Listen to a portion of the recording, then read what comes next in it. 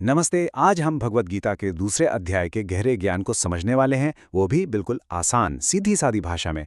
तो चलिए इस सफर की शुरुआत करते हैं। हम सब की जिंदगी में कभी ना कभी ये मोड़ जरूर आता है ना, जब हमारा फर्ज हमें कुछ करने को कहता है, लेकिन हमारा दिल कुछ और ही चाहता है। तो ऐसे में सही रास्ता क्या है, जानते हैं? यही वो एक सवाल है जो गीता के दूसरे अध्याय की पूरी नींव रखता है, और यही अर्जुन की सबसे बड़ी उलझन थी। तो चलिए कहानी की शुरुआत करते हैं और सबसे पहले ये समझते हैं कि कुरुक्षेत्र के मैदान में महान योद्धा अर्जुन के साथ आखिर हुआ क्या था। ऐसी क्या नौबत आ गई कि उन्होंने अपने हथियार ही नीचे रख दिए। जरा सोच कर देखिए, आप एक जंग के मैदान में खड़े हैं और आपके सामने दुश्मन बनकर वो लोग खड़े हैं जिन्हें आपने हमेशा प्यार किया है, सम्मान दिया है। आपके अपने गुरु, आपके भाई, आपके सारे रिश्तेदार। अर्जुन के साथ ठीक यही हो रहा था। उन्हें अपने ही परिवार वालों के खिलाफ लड़ना था, और बस इसी एक ख्याल ने उन्हें अंदर तक तोड़ दिया, गहरे दुख से भर दिया। और उन्होंने फैसला कर लिया कि मैं ये युद्ध नहीं लड़ सकता। और ये देखिए, ये अर्जुन के अपने शब्द हैं। उनकी हालत इतनी खराब थी कि वो कृष्ण से कहते हैं, मुझे ऐसी कोई जीत नहीं चाहिए, ऐसा कोई राजपाट नहीं चाहिए जो मुझे अपनों को मारकर मिले। इससे आप अंदाजा लगा सकते हैं कि वो किस हद तक टूट चुके थे और उन्हें कोई भी रास्ता दिखाई नहीं दे रहा था। और बस यहीं से अर्जुन की इस गहरी निराशा के जवाब में भगवान कृष्ण का वो उपदेश शुरू होता है, जो हमारी पूरी सोच को, जिंदगी को देखने के नजरिए को बदल सकता है। तो कृष्ण क्या कहते हैं? वो कहते हैं, अर्जुन, तुम जिन लोगों के लिए शोक कर रहे हो वो सिर्फ शरीर हैं। शरीर तो देखिए नश्वर है, वो पैदा होता है, बदलता है और एक दिन खत्म हो जाता है।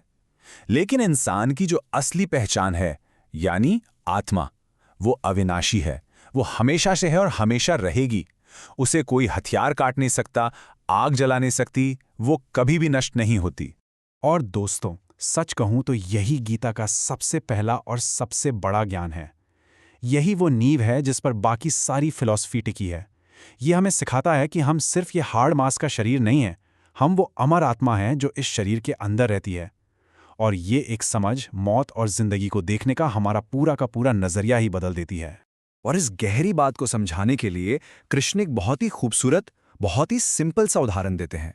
वो कहते हैं, जैसे हम पुराने या फटे हुए कपड़े उतार कर नए कपड़े पहन लेते हैं, है ना, ठीक वैसे ही आत्मा भी पुराना और कमजोर शरीर छोड़कर एक नए शरीर में चली जाती है। मतलब मौत कोई अंत नहीं है, वो तो बस एक बदलाव है, एक ट्रांसफॉर्मेशन है। ठीक है, ये तो समझ आ गया कि हम शरीर नहीं आत्मा हैं। पर अब सवाल ये उठता है कि तो फिर हमें इस दुनिया में जीना कैसे चाहिए, हमें अपने काम कैसे करने चाहिए। तो चलिए देखते हैं कृष्ण इसका क्या रास्ता दिखाते हैं। और यहीं पर बात आती है कर्मयोग की। अब ये कर्मयोग क्या है? देखिए, इसका मतलब बहुत ही सरल है।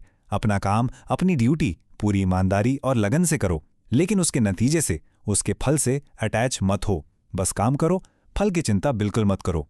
इसको समझने के लिए बस ये 3 आसान नियम याद रखिए। पहला, अपना कर्तव्य पहचानो और उसे पूरा करो। जैसे अर्जुन एक योद्धा थे, तो उनका कर्तव्य था धर्म के लिए लड़ना। दूसरा, काम करते वक्त ये मत सोचो कि इससे मुझे क्या मिलेगा।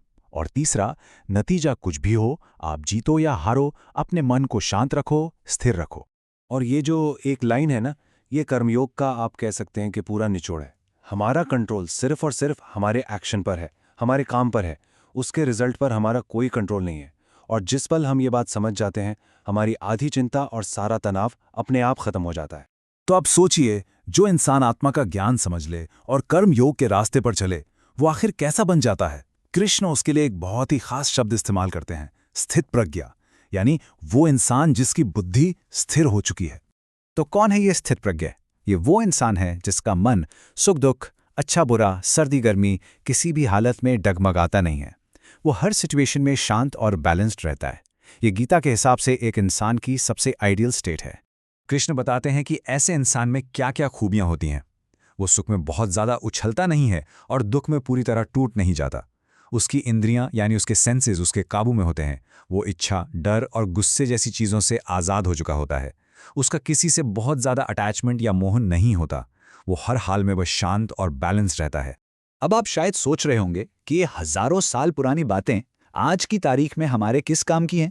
यकीन मानिए, ये ज्ञान आज भी उतना ही काम का है, उतना ही प्रैक्टिकल है। चलिए देखते हैं हम इससे आज के लिए क्या सीख सकते हैं।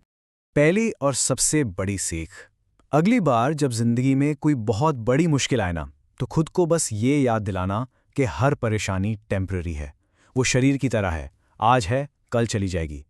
लेकिन आपकी असली पहचान, आपकी आत्मा, वो हमेशा रहने वाली है। ये सोच आपको बड़ी से बड़ी मुश्किल से लड़ने की हिम्मत देगी। दूसरी बात जो हम सबकी जिंदगी से जुड़ी है, टेंशन।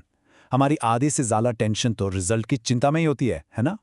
गीता हमें सिखाती है कि अपना पूरा 100% सिर्फ अपने काम में लगाओ और रिजल्ट को ऊपर वाले पर छोड़ दो। इससे न सिर्फ आपका काम बेहतर होगा, बल्कि आपका मन भी शांत रहेगा। और आखिर में सबसे ज़रूरी बात, असली कामयाबी क्या है? पैसा, नाम, शोहरत? नहीं। गीता हमें याद दिलाती है कि ये सब बेकार हैं अगर आपके मन में शांति नहीं है। असली सफलता बाहर नहीं, हमारे अंदर है। एक शांत और स्थिर मन ही जिंदगी की सबसे बड़ी दौलत है, सबसे बड़ी सफलता है। तो जाते जाते मैं ये एक सवाल आपके लिए छोड़ रहा हूं। हम सब अपनी अपनी जिंदगी के अर्जुन हैं और रोज किसी ना किसी कुरुक्षेत्र का सामना करते हैं। तो खुद से पूछिए, आपकी जिंदगी के इस युद्ध क्षेत्र में आपका सबसे बड़ा कर्तव्य क्या है? इस पर सोचिएगा जरूर।